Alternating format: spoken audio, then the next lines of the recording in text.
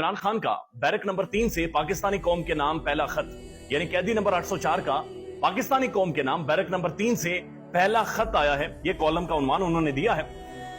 उसके बाद वो लिखते हैं कि है मेरे पाकिस्तानियों, आज से 2 दिन पहले मुझे कागज और कलम की सहूलत मैसर आई और हमेशा की तरह आप मेरी तरजीही अव्वल रहे, इसलिए सबसे पहला खत मैं आपके नाम लिख रहा हूं।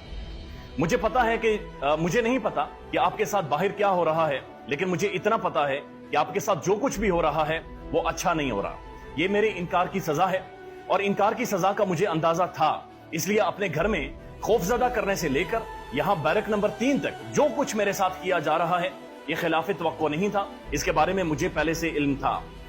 मेरा मुकदमा मजबूत हो रहा है। खुदा के बाद आप लोग यानी पाकिस्तानी अवाम दुनिया भर में मेरी वकील बन गई है। आप जान चुके होंगे कि कौन क्या करता रहा और किसके लिए करता रहा। मैंने इनकार करना सीखा, इन्हें अच्छा नहीं लगा। मैंने आम आदमी को मुखातिब किया, बादशाहों को गुस्सा आ गया। मैंने मुसलमानों की बात की, ये भागते हुए अपने आकाओं के पास पहुंच गए। मैंने गरीब की बात की, ये सब करप्ट इकट्ठे हो गए और सब ने मिलकर एक नेक्सस बना दिया। मेरा कौम को मुखातिब करना इन्हें अजीब और बुरा लगता था। मैं जब भी मेरी कौम कहता था इन्हें बहुत ज्यादा मायूब गुजरता था और इन्हें गुस्सा आता था। ये आपको कौम नहीं एक हुजूम समझते हैं, ये आपको एक हुजूम तस्वर करते हैं, ये आपको कौम नहीं समझते। मुझ पर जो मुकदमात हुए, मेरी खुददारी को निशाना बनाया गया, मेरी 4 दीवारी का तकद्दुस पामाल किया गया। मुझे कहा गया कि डील कर लो, यानी सबके साथ मिल जाओ, सब साथ खड़े हो जाओ। मुझे कहा गया कि सब जब खड़े हैं एक तरफ तो तुम उस तरफ खड़े क्यों नहीं हो। ये मुझे भी करप्ट लोगों के साथ मिलाना चाह रही थी। मेरी जिंदगी का हासिल सिर्फ ये है कि इन चंद सालों में जो मैंने आपको देखा है या आपने मुझे देखा है, लेकिन सबसे बड़ी बात यह है कि मैंने आपको बड़े करीब से देखा और मैंने पाया कि आप लोग इंतहाई गैरतमंद, गरीब और असल पाकिस्तान के मालिक लोग हैं। ये मेरी आपसे मोहब्बत की सजा है, ये मेरी पाकिस्तान से मोहब्बत की सजा है। आप मुझसे बहुत बड़ी जेल में हैं, आप मुझसे बहुत बड़ी और बहुत ज्यादा जालिम जेल में मौजूद हैं। मैं आपसे कदरे कम तंग जेल में, अटक जेल की बैरक नंबर 3 में, जो कि कदरे कम जेल है, पाकिस्तान इटसेल्फ एक बहुत बड़ी जेल बन गई है, मैं उसके अंदर मौजूद हूं। हम सब कौमी शऊर के मुजरिम हैं। हम सब चूंकि पहचान चुके हैं ये कि ये खेल क्या होता रहा, 75 सालों से पाकिस्तान तरक्की क्यों नहीं करता रहा, और हम सब लोग यानी पूरी पाकिस्तानी कौम इस कौमी शऊर के मुजरिम हैं। आप वो चिराग हैं जिसकी रोशनी से इनको डर लगता है, जिसकी रोशनी से इन्हें खौफ आता है। मेरे पास छोटा सा कमरा है, मुझे एक चारपाई दी गई है, उस चारपाई पर मेरी चंद किताबें पड़ी हुई हैं, मेरे सामने पानी का एक गिलास भी पड़ा हुआ है और इसके अलावा मेरे पास बैरक नंबर 3 में और कोई चीज मौजूद नहीं है। मैं इनकार की कीमत से बेखबर नहीं था। मेरे साथ जो कुछ भी हो रहा है आप लोग भी उससे बेखबर नहीं हैं। जो कुछ मेरे साथ हो रहा है आप लोग उससे बखूबी वाकिफ हैं। ऐ मेरी कौम, मैं बहुत जल्द आपके साथ हूंगा।